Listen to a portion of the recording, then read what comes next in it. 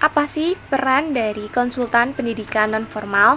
Jadi, seorang konsultan pendidikan nonformal berperan sebagai penasihat dalam perencanaan, evaluasi, dan pengembangan program pendidikan yang tidak berbasis sistem formal.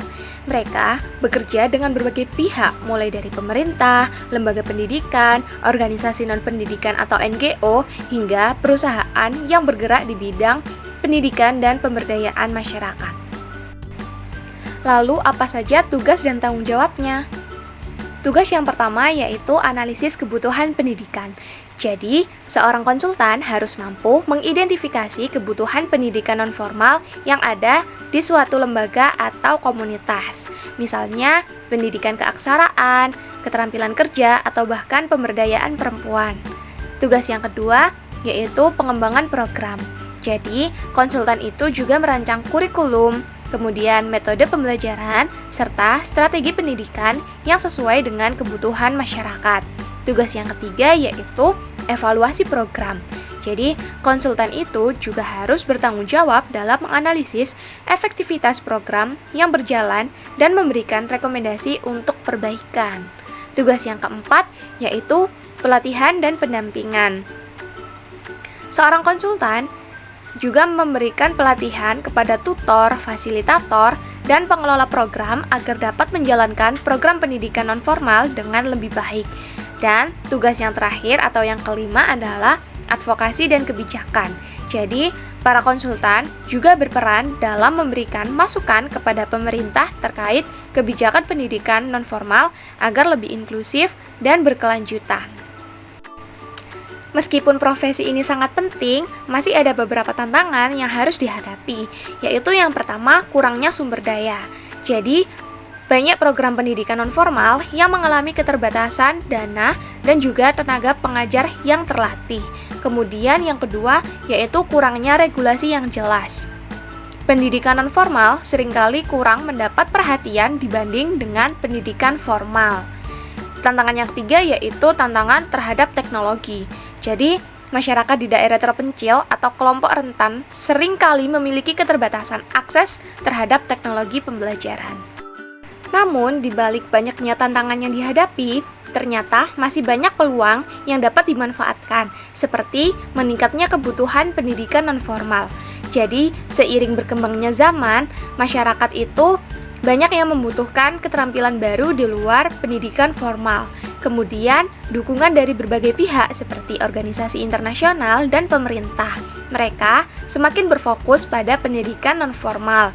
Dan yang terakhir, perkembangan teknologi pendidikan.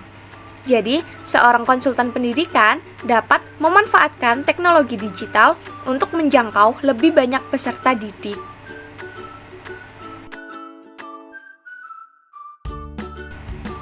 Nah, perkembangan teknologi telah membawa dampak besar dalam dunia pendidikan nonformal. Beberapa teknologi yang dapat dimanfaatkan antara lain, yang pertama yaitu AI dan Big Data. Jadi, teknologi ini dapat digunakan untuk menganalisis efektivitas program pendidikan nonformal dan memberikan rekomendasi berbasis data. Teknologi yang kedua yaitu e-learning dan MOOC atau Massive Open Online Courses.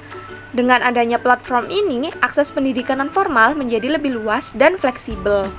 Yang ketiga yaitu media digital, seperti YouTube, podcast, dan media sosial yang dapat dimanfaatkan untuk menyebarkan materi pembelajaran. Sedangkan dalam praktiknya, seorang konsultan pendidikan nonformal dapat mengadaptasi teknologi ini dengan cara yang pertama, yaitu menyediakan pelatihan jarak jauh melalui platform digital. Yang kedua, yaitu mengembangkan chatbot berbasis AI untuk membantu peserta didik.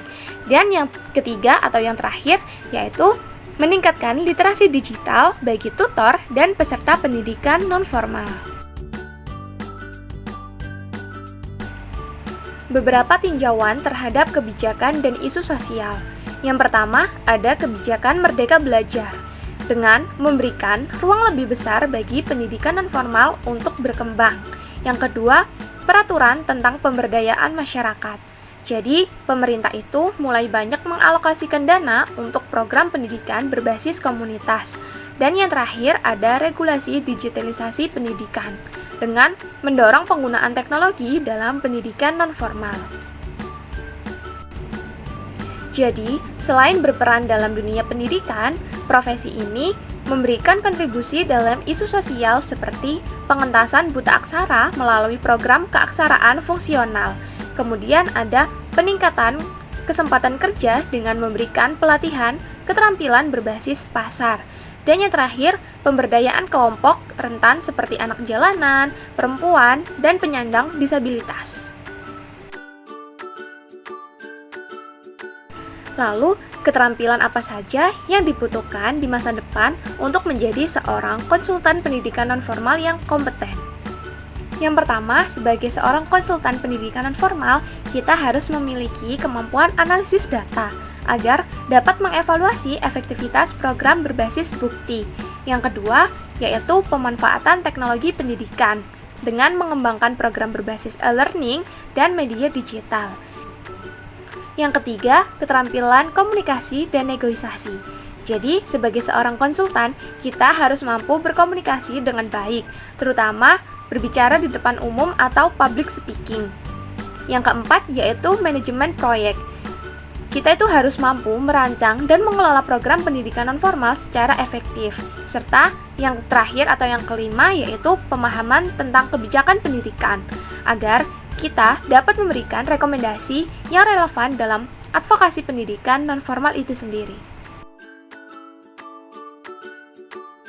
Lalu, apa saja keterkaitan dengan SDGs? Jadi, seorang profesi konsultan pendidikan nonformal berkontribusi terhadap beberapa tujuan pembangunan berkelanjutan. Dan menurut saya, ada 4 keterkaitan. Yang pertama, dengan SDGs keempat atau pendidikan berkualitas, dengan meningkatkan akses pendidikan bagi kelompok yang tidak terjangkau oleh sistem pendidikan formal. Yang kedua, ada SDGs 8, pekerjaan layak dan pertumbuhan ekonomi, yaitu dengan menyediakan pelatihan keterampilan yang meningkatkan kesempatan kerja. Yang ketiga, ada SDGs 10, yaitu mengurangi ketimpangan dengan memberikan kesempatan pendidikan bagi kelompok marginal. Dan yang terakhir, SDGs 17, yaitu kemitraan untuk mencapai tujuan dengan cara bekerja sama dengan berbagai lembaga dalam pengembangan pendidikan nonformal. Apabila kita berkeinginan untuk menjadi seorang konsultan pendidikan nonformal, ada beberapa langkah yang bisa dilakukan. Yang pertama, yaitu dengan cara memperdalam pemahaman tentang pendidikan nonformal itu sendiri, yaitu bisa dilakukan melalui studi lanjut atau kursus terkait kebijakan pendidikan dan pemberdayaan masyarakat.